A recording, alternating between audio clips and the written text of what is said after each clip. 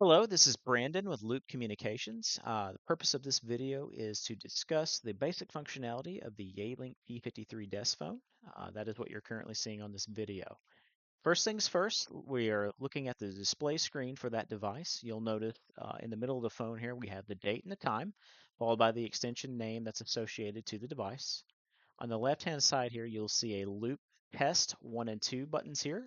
This is actually showing you inbound and outbound routes that you already have mapped to the phone.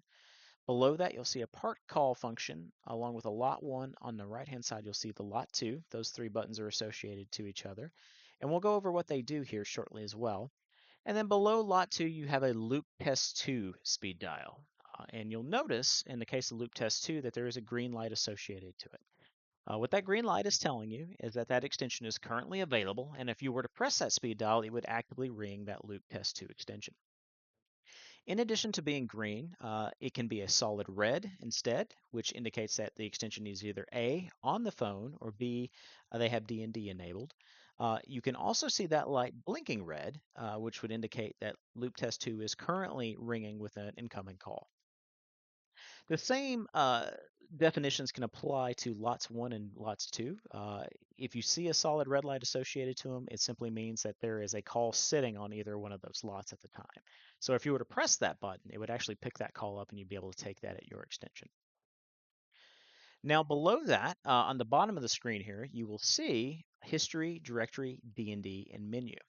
Now, those buttons are subject to change depending on what's going on with the phone at the time. So since the phone is sitting here idle, it currently says that history, directory, D&D, and menu. If we were actively on a phone call, it would change, and you'll see what that looks like here shortly as well.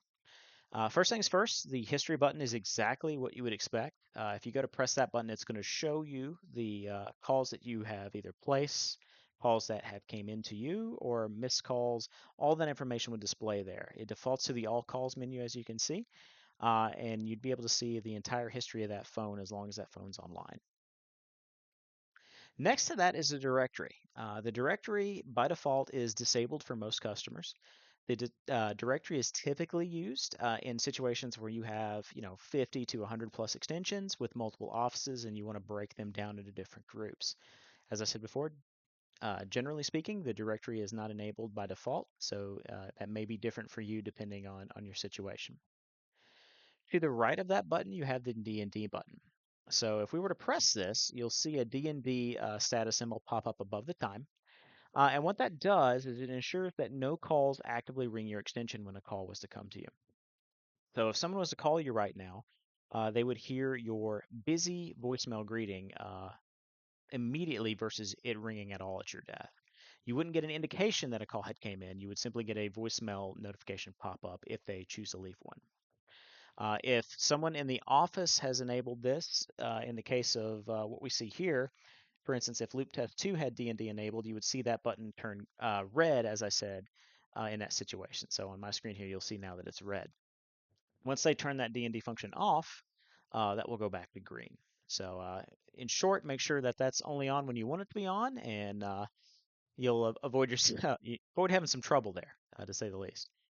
To the right of that, you have the menu button, and generally speaking, you're going to want to avoid going in there. That's not to say that you can't explore a little bit, but a lot of the features and functionalities that you would find in there, and that includes things like, doing call forwarding and such, turning on call waiting and such, all that stuff is built into the phone. We have a different way to handle that that allows you to make those changes at the server level versus at the phone. The reason that's important is it ensures that even if the phone was to go down, whatever functionality you're looking there for your extension will still work because you're setting it up above that endpoint, the endpoint being the phone. So we'll go into more detail about some of that stuff in some of the other videos that you'll have accompanying this one.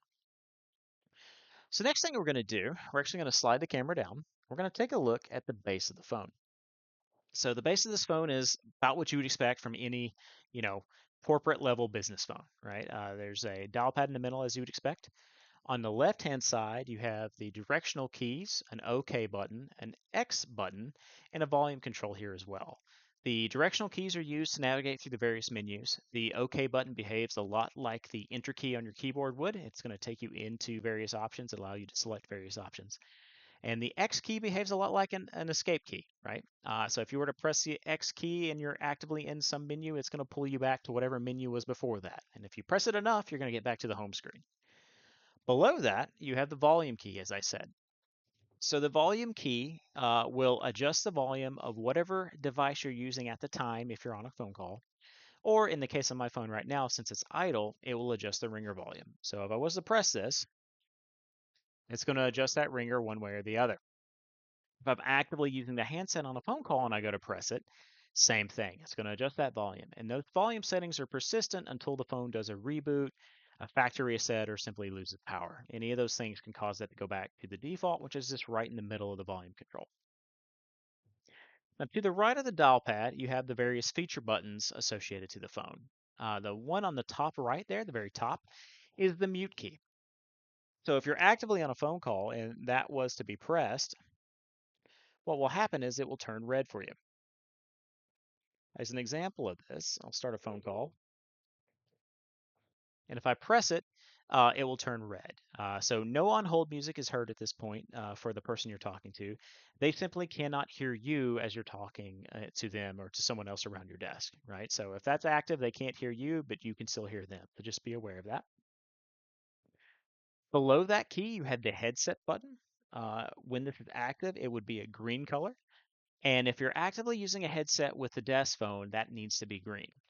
When it's green, it allows you to use the headset for incoming calls or to even, answer incoming calls. And more importantly, hang up those calls when you're ready to be off of them. But that only works again if that button's green.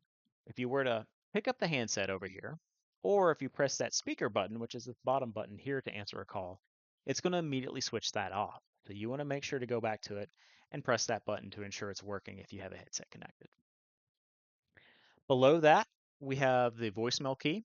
We'll get into specifics about voicemail at a later point within this training material.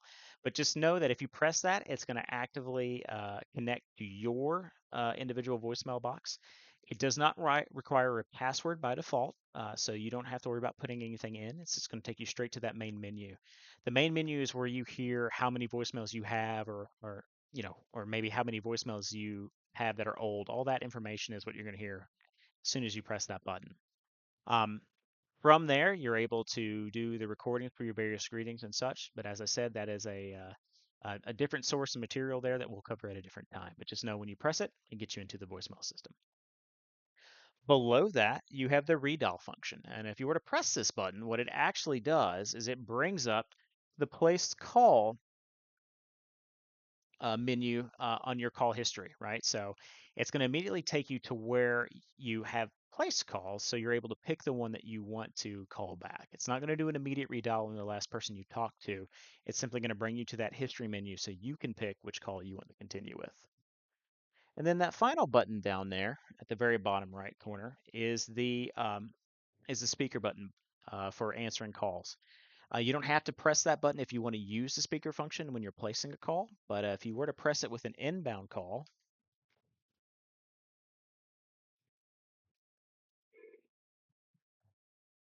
it would answer that call for you, right? So again, when you press that button with an inbound call coming in, it's going to answer it, and so you're now using that speaker function. I went ahead and pressed the mute key there simply so we don't get any reverb, but just know that when an inbound call comes in and you press it, it's going to answer it. When you're ready to hang up that call, all you have to do is press it again, and that call will go away at that point. So pretty straightforward stuff, fortunately. The next thing we're going to look at here is what this phone looks like when you are actively on a phone call. So we're going to have a phone call come in, and we're going to answer it here on our device. When an inbound call comes in, this is what it looks like. It's pretty obvious something's going on there. You got flashing lights, and it's obviously making the ringing noise. We're going to hit answer, and then we're going to mute. And again, we're doing that mute so we don't hear any reverb because I have my test phones right beside each other. So we're trying to avoid all that nasty extra noise. So now that we're actively on a call, first things first, let's take a look at where that call is answered as far as your inbound lines go. So if you look up here, we've activated this line 1. Line 2 is still inactive, so you can use that one if you need to simply by pressing it. We're talking to loop test 2, so you're seeing that speed dial over there on the right-hand side here active. That's why it's that red color. In the middle of the phone, you'll see it again. It says loop test 2. It shows you the extension number for that, which is 5002. You'll see that we've muted the call. That's a little status below that. And more importantly here, if you notice these buttons at the bottom, they've changed, right? So we've got transfer, hold, conference, and then you have basically a page one, page two button here. So if we were to press that, you'll see end call, park.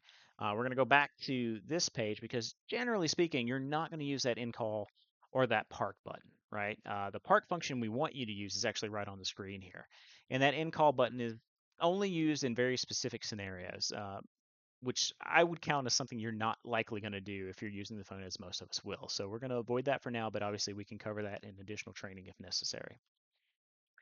So first things first, the transfer function behaves by default as an attended transfer. What that means is if I were to press that button and say I wanted to connect to another number, I will dial it, it'll pick up, and now I'm able to talk to that person first. If I wanted to talk to them, let them know who it is, I can do that, and then I simply hit the transfer button for a second time to move that call over. So the attended transfer gives you the ability to speak to who you're transferring that call to, and then pass that call over once they're ready. In that scenario, you'll notice I pressed the transfer button twice. I pressed it once to initiate the transfer, which put that caller on hold. I then dialed the telephone number I wanted to transfer to, allowed it to answer, and then I hit transfer again to finalize it. So I don't have to hit that second transfer. I can simply hang up the handset if I had that up and it would finalize it as well. And if I did not want to wait to find out if that person was ready for that call or not, I could have just hung up as well. Right? So I could have hit transfer, dialed the number, and then hung up, and it would immediately send that call over without me having to wait. But as I said, our system sets that up as a default. So the attended transfer is what you can expect unless you say otherwise to us. Um, Again, easy to go process. It's worth trying that out a few times with your employees to be safe, but pretty straightforward in terms of how that operates. So we're going to reconnect here,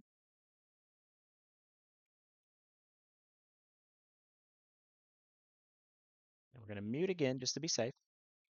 The next function we're going to look at there is the hold function.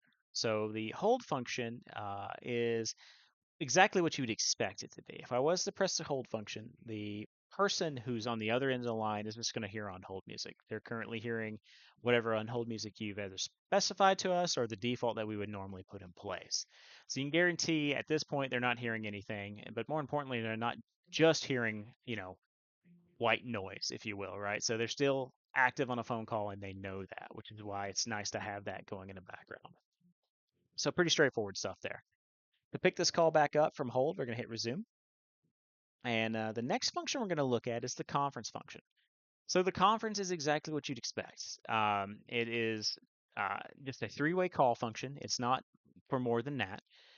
And it behaves a lot like the attended transfer. So what we would do to add a third caller to this is we'd hit conference. We'd type the number. And once they pick up, we're able to hit conference again.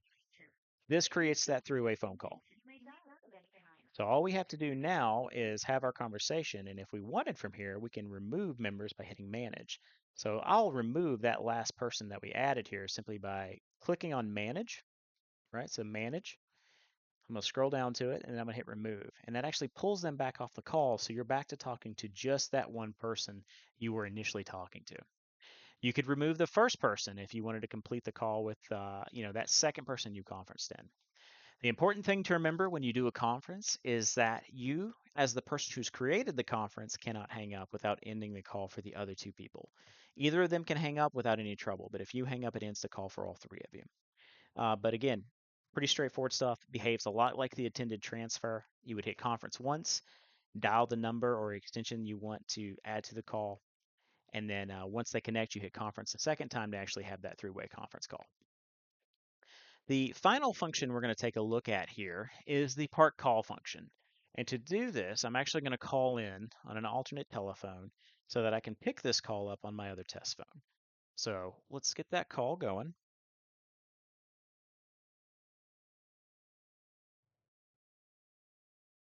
And that's inbound now. We're going to answer that. And what we're going to do is we're going to hit the park call function. Once we hit park call, the phone will actually tell you the lot it's going to. In this case, it said 1-1 or 11. And what that means for me is lot 1. So we're looking for that last digit. So 1-1 really means lot 1. 1-2 would have meant lot 2. That's how we can keep those separate. Once it says that and you start hearing on hold music, you can then hang up the phone. You'll notice now, looking at the speed dials, that lot 1, instead of having a green LED, is showing a red one. So anyone who's associated to my phone system now would see that, and all they have to do to pick up that call is by hitting lot 1. When they hit that, it opens that lot back up for a call to go there if necessary. So in this situation, I've actually picked this call up off screen on loop test 2. I'm going to put that call back on park, and I'm going to pick it back up on the phone that you're seeing here on screen so you can see what that looks like.